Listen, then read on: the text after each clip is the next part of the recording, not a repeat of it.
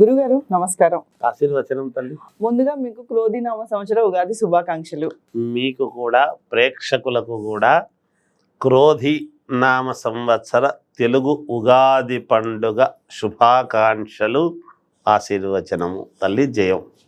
గురుగారు, క్రోధినామ సంవత్సరం సాధారణంగా ఉగాది అనగానే అందరూ ముందు తినేది ఉగాది పచ్చడి మరియు వినేది పంచాంగ శ్రవణం. మరి ఈ పంచాంగ శ్రవణానికి సంబంధించి ఈ ద్వాదశ రాశుల యొక్క ఎలా ఉన్నాయి, ద్వాదశ రాశులకి ఎలా ఉంది, అలానే స్థితిగతులు గ్రహాలు వీటికి ఎలా ఉన్నాయి, అసలు ఈ ఉగాది క్రోధి అనగానే ముందు అందరూ భయపడుతున్నారు. అసలు ఈ క్రోధినామ సంవత్సరం. శ్రీ మహాగణాధిపతయే నమః. ఐం మహాసరస్వత్యే నమః. శ్రీ లలితాంబికాదేవ్యే నమః.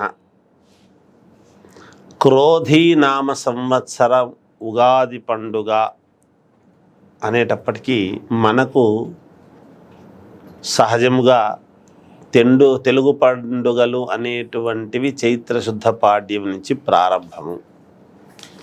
అలాగే పోయిన సంవత్సరమేమో మనము శోభకృతనామ సంవత్సరము అని చాలా శోభాయమానముగా దివ్యముగా అన్ని రకాల అనుకూలముగా ఉంటుంది అని చెప్పుకున్నాము. అలాగే ఉంది. ఇప్పుడు క్రోధి అని అనగానే క్రోధము అంటేనే అందరికీ అర్థమవుతున్నది. కానీ ఎప్పుడు కూడా క్రోధము వలన అగ్ని అన్నాం. ఈ సంవత్సరము మంగళవారము కుజుడు రాజు కావటం విశేషం. మంగళవారము అని అనగానే మంగళకరుడు కుజుడు. చూడండి, ధనము రావాలన్నా కుజుడు, రుణాలు తీర్చుకోవాలంటే కూడా కుజుడు యొక్క ప్రాధాన్యత. పైగా భూమికి ఆధిపత్యము, భూమి మీద కుజుడికి చాలా ఎక్కువ. కుజహ అంటే భూకారకుడు అనేటువంటిది అక్కడ తెలుస్తూనే ఉన్నది. ఓకే, మన మానవాళి సర్వము భూమి మీదనే కదా, భూమితో పండేటువంటి ప్రకృతి వీటి మీదనే ఆధారపడి ఉంటూ ఉన్నాం. విశేషమైనటువంటి కింద వేడి అనేటువంటిది కూడా ఉంటుంది కాక భూమిలోనే అని కాకుండా కుజుడు క్రోధాగ్ని అని మనం అనుకున్నాము. కొంచెము కోపాలు ఎక్కువ. కోపములోనే ఆలోచన అనేటువంటిది ఉంటుంది, యథార్థము స్వచ్ఛత కూడా ఉంటుంది కాక. కోప్పడినా మానవాళి కొంచెం కోపముతో ఉండినా యథార్థం అనేటువంటిది ఏమిటి అని తెలుసుకుంటారుగాక ఈ సంవత్సరము. అగ్ని వలన సంస్కరింపబడుతున్నాము కదా. ఒక నూతన గృహప్రవేశం చేశాము మనము. గణపతి, లక్ష్మీ గణపతి హోమం చేస్తున్నాము. హోమము ఏమిటి? అగ్ని కదా. అగ్ని వలన మనం మామూలుగా వివాహం చేసుకున్న ప్రాయశ్చిత్త హోమాలు అని చేస్తున్నాము. అలాగే శాంతి హోమాలని చేస్తున్నాము. ఇవన్నీ దేనికోసం చేస్తున్నట్టు?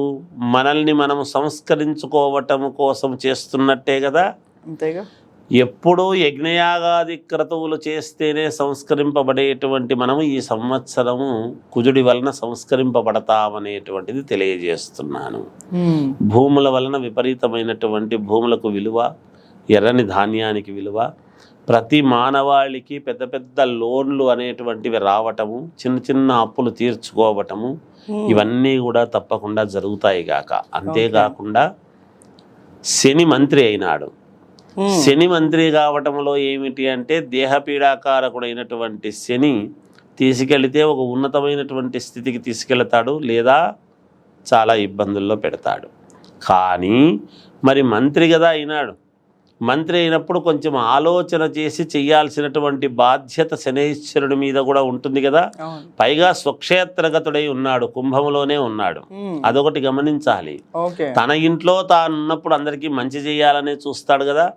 కాబట్టి శని కూడా అందరికీ యోగదాయకమైనటువంటి ఇదే చేస్తాడు అనేటువంటిది ఇంకొకటి. అతి ముఖ్యమైనటువంటిది ఇంకొకటి ఏమిటి అంటే చంద్రుడు ధాన్యాధిపతి కావటం.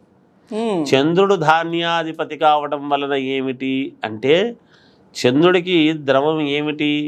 బియ్యం, వడ్లు. ఈ సంవత్సరము వడ్లు అంటే బియ్యము బాగా పండుతాయి. బియ్యానికి విపరీతమైనటువంటి గిరాకీ ఉంటుంది. కొన్ని చోట్ల బియ్యము కోసము కొన్ని ఇబ్బందులు పడేటువంటి పరిస్థితి కూడా ఉంటుంది. చంద్రమా మనసో జాతః అన్నాడు. అందరి మనస్సు కూడా ప్రజానీకము అందరి మనస్సు ఆలోచనతో కూడినటువంటిది, స్వచ్ఛమైనటువంటి దీంతో దృఢ సంకల్పముతో మంచి మనస్సుతో ఆలోచన చేసి ప్రజలందరూ కూడా ముందుకు సాగుతారు అనేటువంటిది తెలియజేస్తున్నాను. ఇక మిగతా గ్రహాలు మామూలుగా ఉన్నాయి దేనిపాటికవి. కాకపోతే రెండే మామూలుగా ఉన్నతమైనటువంటి గ్రహాలు, మిగతాటివి పాపగ్రహాలుగా ఉన్నాయి. 2 పుణ్యగ్రహాలు, మిగతావి కొంచెము పాపగ్రహాలుగా ఉన్నాయి. సరే, ఏమి ఇబ్బంది లేదు దానివలన. ఎంత క్రోధీనామ సంవత్సరం అనుకున్నా సర్వ మానవాళికి అందరికీ కూడా చాలా యోగవంతమైనటువంటివే జరుగుతాయి ఈ సంవత్సరం అంతా కూడా అని నేను తెలియజేస్తున్నాను. ఇళ్ళు కావాలి ఎప్పటి నుంచో ఉండేటువంటి వాళ్లకు ఒక గృహం ఏర్పాటు చేసుకుంటారు. రుణాలు తీర్చాలి, మాకు ఇన్ని అప్పులు ఉన్నాయనేటువంటి వాళ్లకు పెద్ద రుణాలు పొందుతారు, అప్పులు తీర్చుకుంటారు చిన్నవి. కళ్యాణం కావాల్సినటువంటి వాళ్లకు కళ్యాణం జరుగుతుంది. కుజుడు మంగళకరుడు కదా, కుజుడే అయినాడు కదా. కుజదోషాలు ఉండేటువంటి వాళ్ళు విపరీతమైనటువంటి పూజలు యజ్ఞయాగాది క్రతువులు చేసుకుంటారు.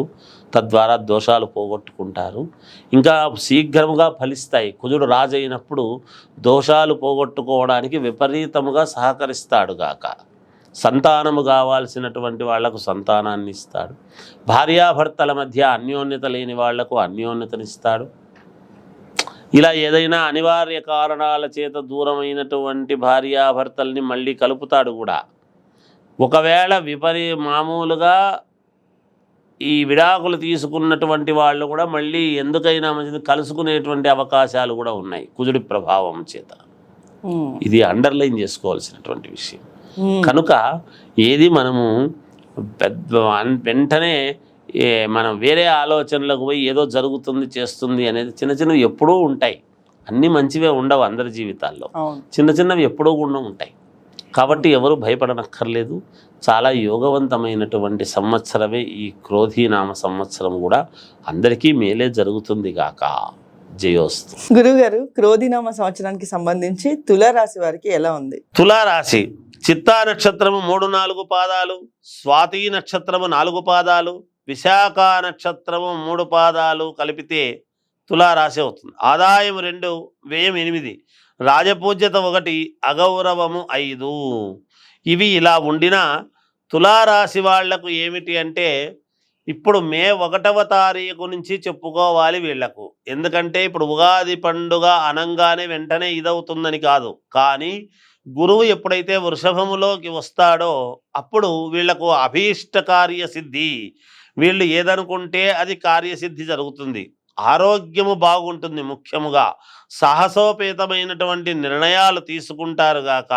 సహనము, ఓర్పు అనేటువంటివి బాగా ఉంటాయి. తర్వాత శత్రు విజయం అంటారు. శత్రువులపై విజయము సాధించి తీరుతారు. గోవుల వలన, భూముల వలన మంచి లాభాలు పొంది తీరుతారు. ఆకస్మిక ధనలాభం అనేటువంటిది ఒకటి వచ్చేది ఉంది. కోర్టు పరమైనటువంటి వాటిల్లో మీకు జయము కలుగుతుంది. కొత్త ప్రాజెక్టు ఏదో మొదలుపెట్టి తీరుతారు అనేది తెలుస్తూ ఉన్నది. శరీర కష్టం అనేటువంటిది ఉంటుంది, కానీ యోగము కూడా ఉంటుంది. దైవ సన్నిధికి మీరు దైవ సన్నిధికై బయలుదేరటము, దైవారాధన కోసము వెళ్ళటము, అలా పుణ్యక్షేత్రాలు తిరగటం లాంటివి చేస్తారుగాక. శుభకార్యాలు కూడా చేస్తారు, పాల్గొంటారు. విద్యార్థులు గోల్డ్ మెడల్స్ సాధించేటువంటి విధముగా మంచి చదువుతారుగాక. సినిమా వాళ్లకు చిన్నపాటి ఇబ్బందులు ఏవో ఉంటాయి, చూసుకోండి. రాజకీయ నాయకుల్లో ఉండేటువంటి వాళ్లకు అద్భుతమైనటువంటి యోగం కనబడుతూ ఉన్నది. ఏది ఏమైనా ఇంకా మెరుగైనటువంటి ఫలితాలు సాధించాలి అంటే పరమేశ్వరుణ్ణి ఆరాధించండి, మేలు జరుగుతుంది. జయోస్తు.